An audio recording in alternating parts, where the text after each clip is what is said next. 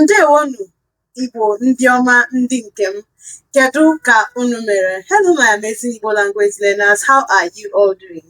So our Igbo word for the day is the word ọrụ. Ọrụ. Ọrụ ma bụ ọrụ. Ọrụ ma ọ bụ ọlụ. The word ọrụ in English means work, job, labor, or duties. Work, job, labor, or duties. This is what we engage in as human beings every day.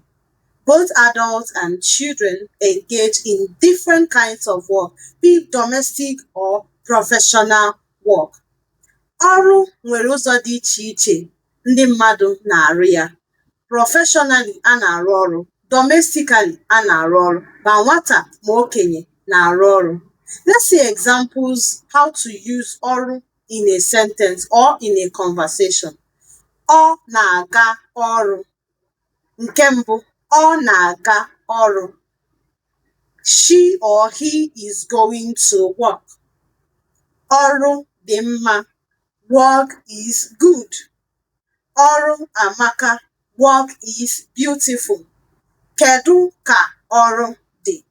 How is work?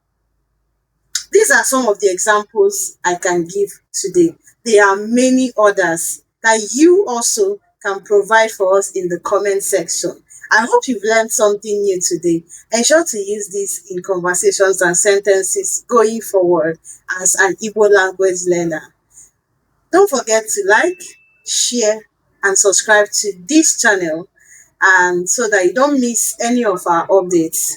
Kemesia.